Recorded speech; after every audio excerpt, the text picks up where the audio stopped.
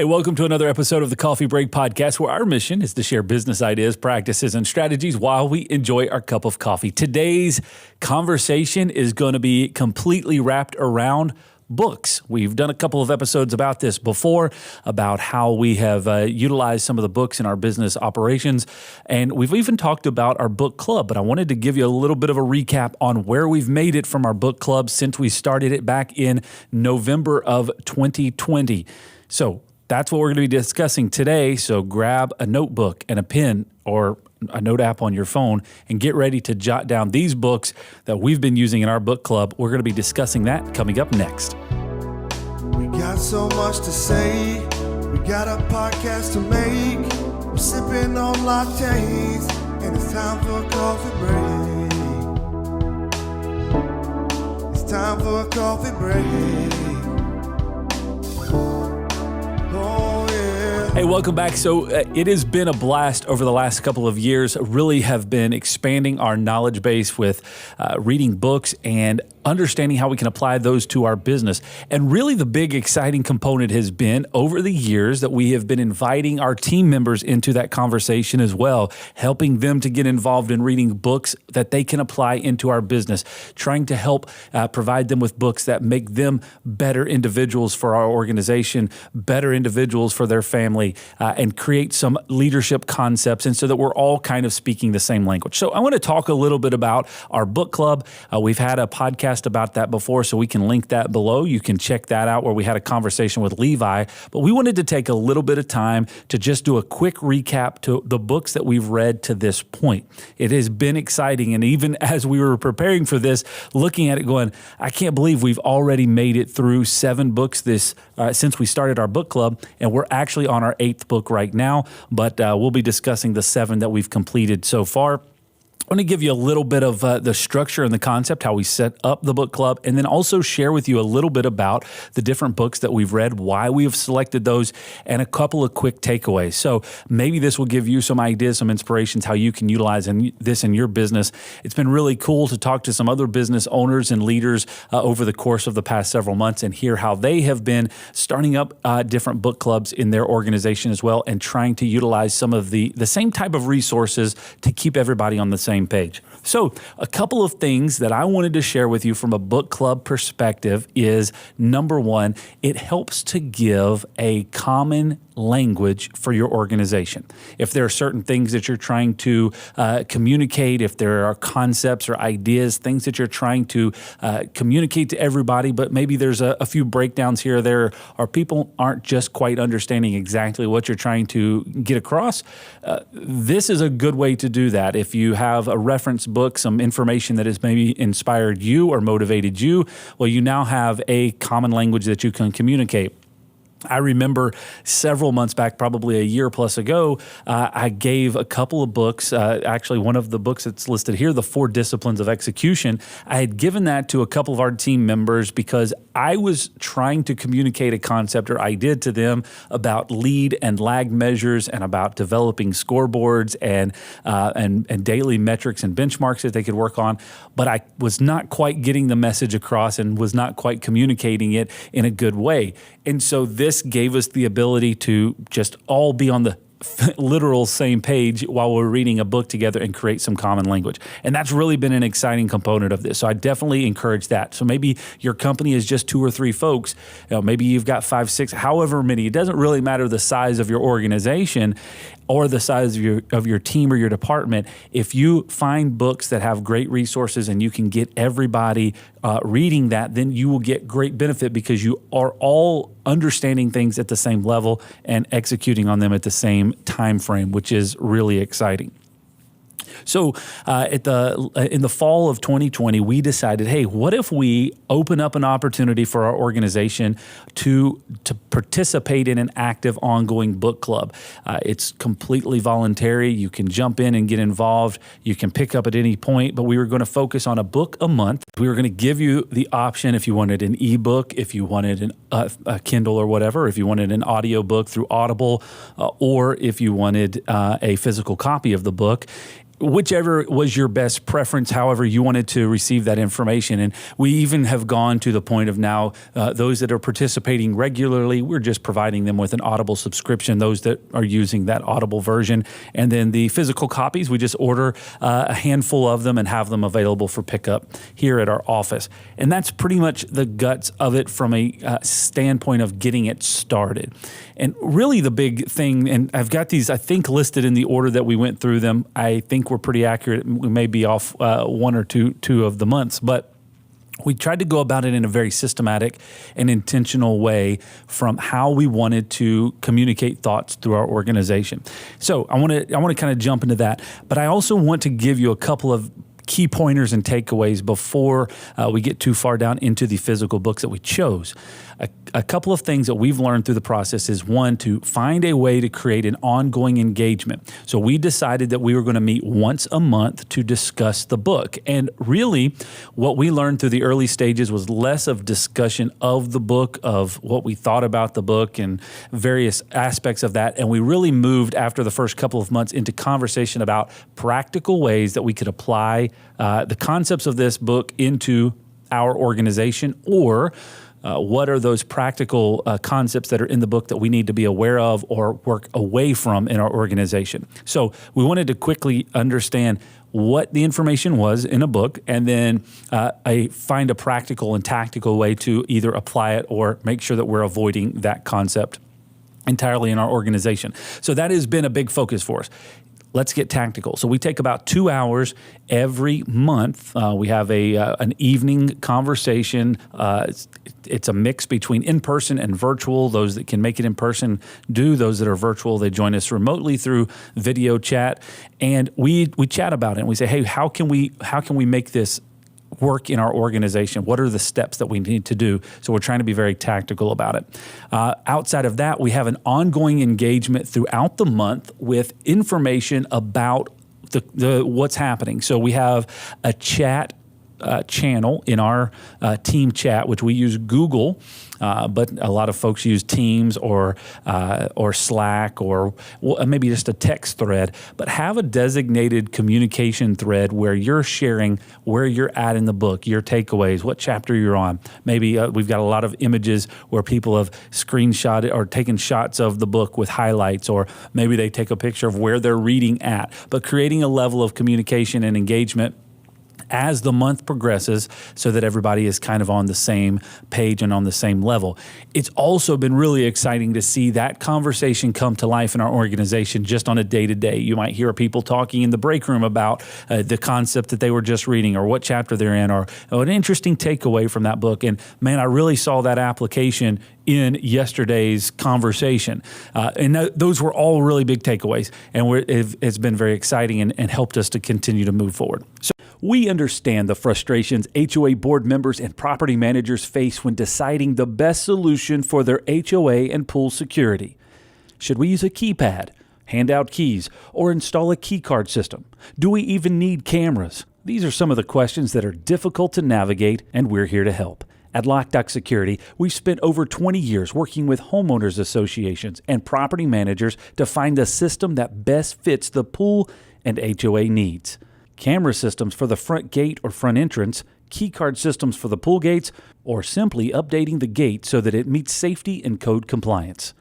We like to take the guesswork out of the process to answer any questions and help find the right solution.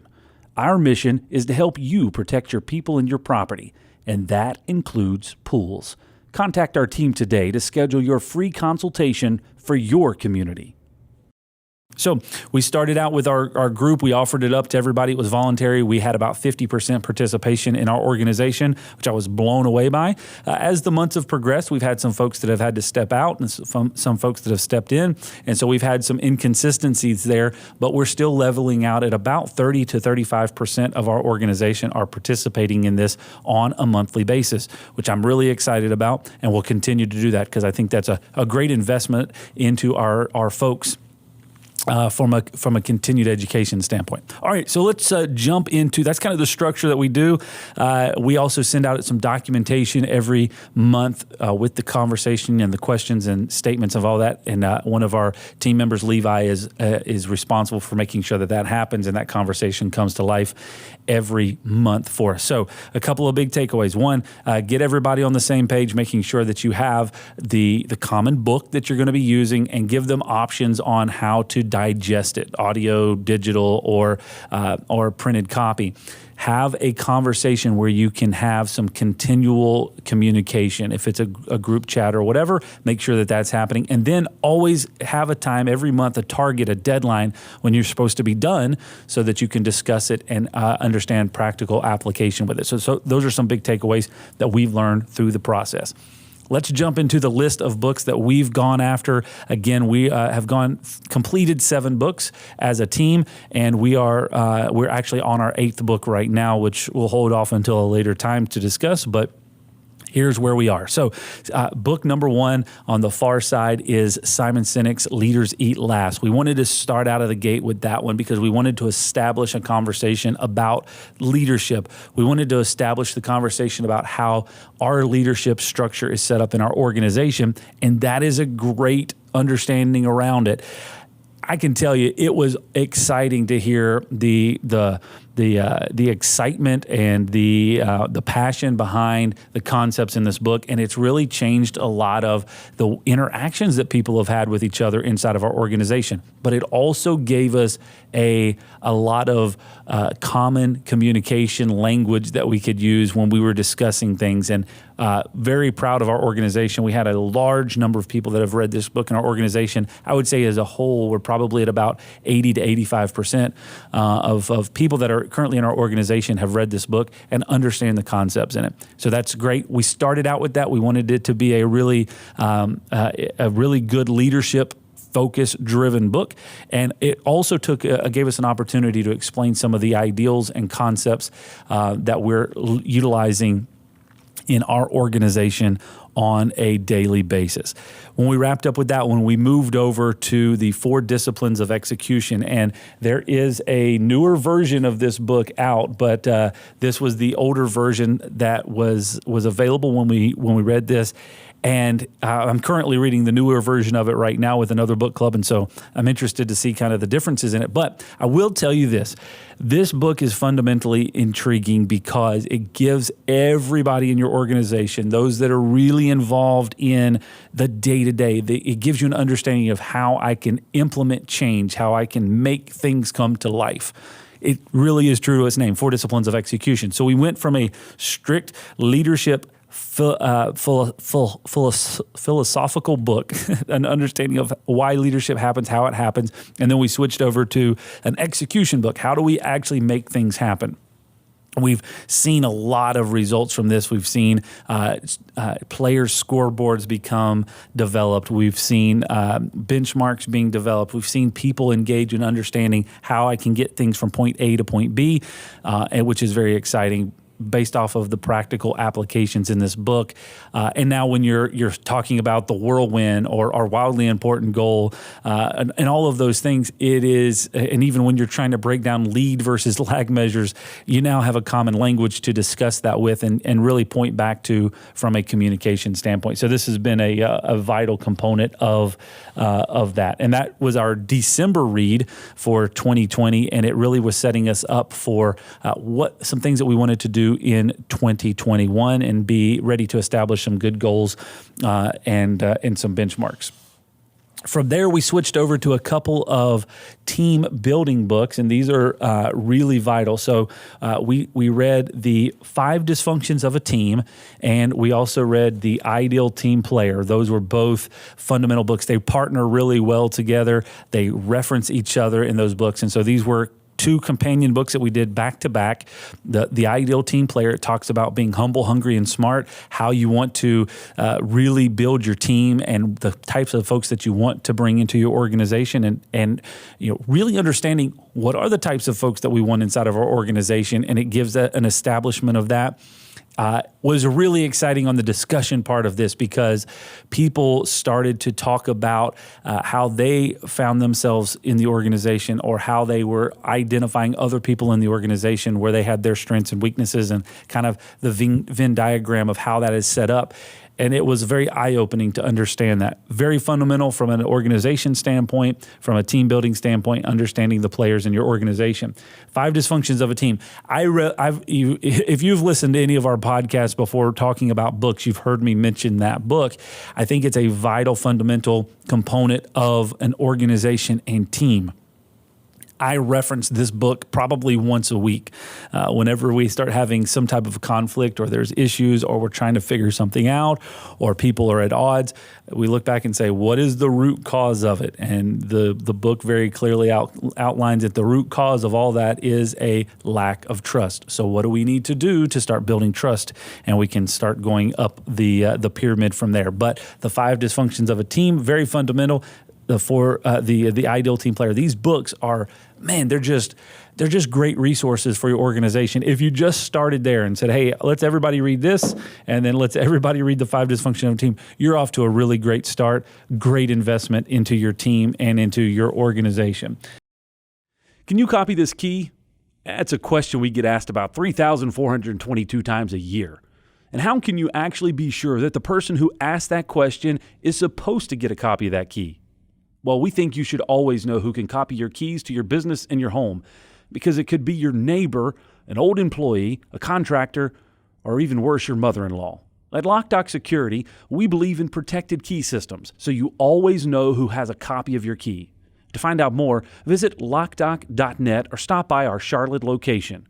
Loc-Doc Security, helping you protect your people and your property.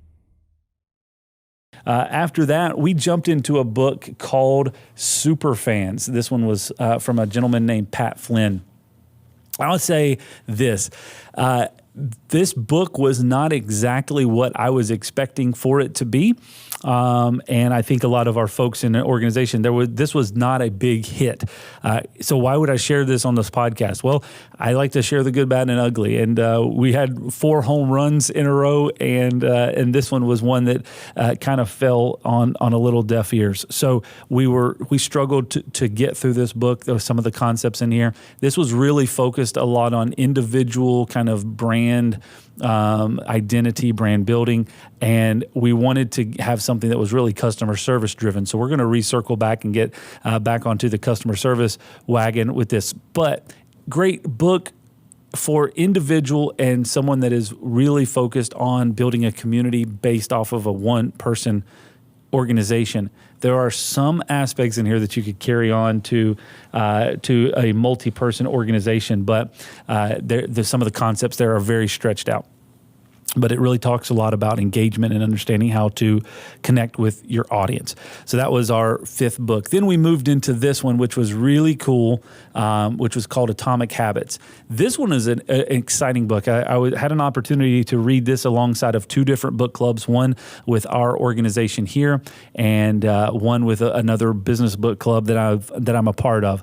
And hearing folks discuss this and apply this in their different realms was pretty applicable. We have started out early on this year in our organization with trying to do some habit trackers and encouraging our folks to build good habits and creating accountability partners. And the Atomic Habits book by James Clear dissects all of that and how it works and why it works and how you can utilize these very basic principles to develop good habits and to make those habits stick. This is a great graduation present. This is a great new employee gift. It is a fundamentally great book. I have seen this impact a lot of people's lives in our organization. Definitely a winner of all the books that we did. It would probably be in the top 2 or 3 so far in our book club. Atomic Habits, it is giving you the secret to developing results that last. We all try to start new initiatives, all try to start doing better. This gives you the playbook of how to do it. Definitely a really great recommend. Great audiobook. James Clear actually reads the book and does a fantastic job if you are down with the audio versions of the books. So, and then the last book that we have read is this book here by Clay Scroggins. It's called How to Lead When You're Not in Charge. Fundamentally, great book. It's got a lot of great concepts in it for every person in the organization, understanding how to develop a level of influence, how to understand how to show some initiative. Not wait on somebody to give you a role, not wait on somebody to give you a title, not wait on somebody to say you're in charge, but understanding and identifying and taking action on it. And really at the fundamentals of this, if you were able to get everybody in your organization in this mindset alongside of Leaders Eat Last, then you really have something to work off of because it is showing putting others first. It's the servant leadership mentality. It is the making sure that things are happening without waiting for somebody to task you with that particular job or role.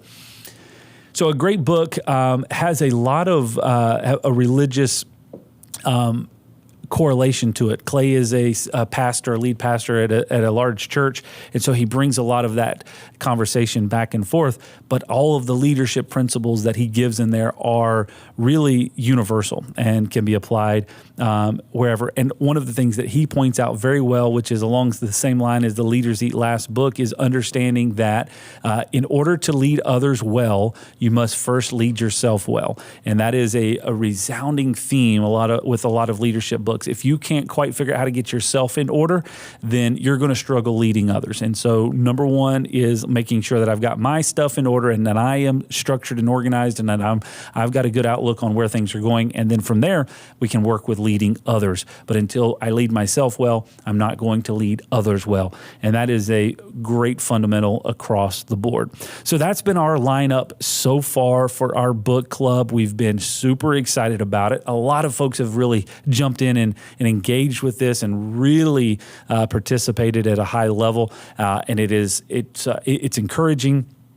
And it makes us proud of our team here that they are willing to jump in and learn more and grow and apply those concepts for themselves first. We do believe in this fundamental value that if we start at the center and then everything that we do from a customer or from an employee-focused perspective will ultimately land and spread out to our customers. And if we do that well, then our customers see the benefit of it as well. Our team works better together, and as a whole, our organization is better. So that is the whole purpose behind our book and our book clubs.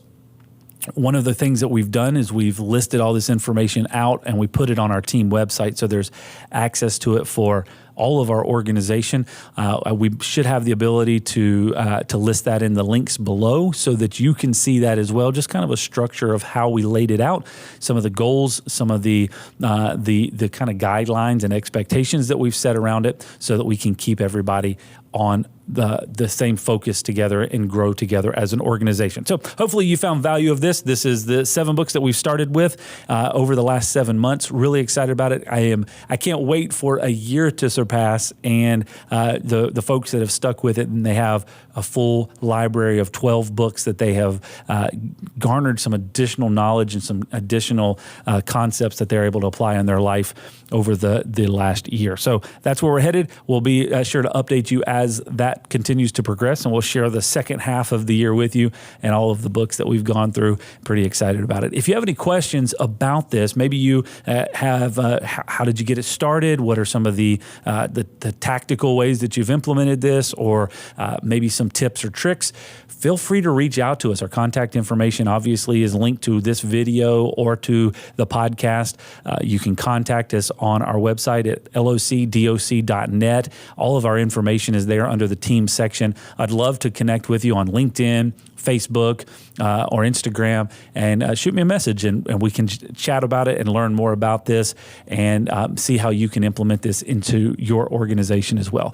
Thank you very much for joining us. I know this was a bit of a different episode, but I love to kind of take a deviation from time to time and tell you a little bit about practically what we're working on inside of our organization and trying to be better from the inside out. That is a big focus for us at Loc-Doc Security. If this is your first time watching or listening to the podcast, we invite you to subscribe. We've got over 120 episodes out there available for you. We've been doing this for several years, a brand new episode every Tuesday morning at 9 a.m. And we want you to be a part of it. We don't want you to miss out. So make sure you subscribe either on YouTube, follow us on Facebook for the brand new video every Tuesday morning, or you can go to our page, locdoc.net/podcast, and there you can click on the subscription button and make sure that you're subscribed to whatever podcast platform that you subscribe to. I was chatting with a gentleman this morning. He said, I'm a podcast junkie. I said, make sure you hit the subscribe button because we've got a brand new episode coming at you every Tuesday morning at 9 a.m. Thank you so much for joining us today. If this is beneficial to somebody else, make sure you share it and so that they can get benefit from it as well. And we'll see you next time right here on the Coffee Break Podcast.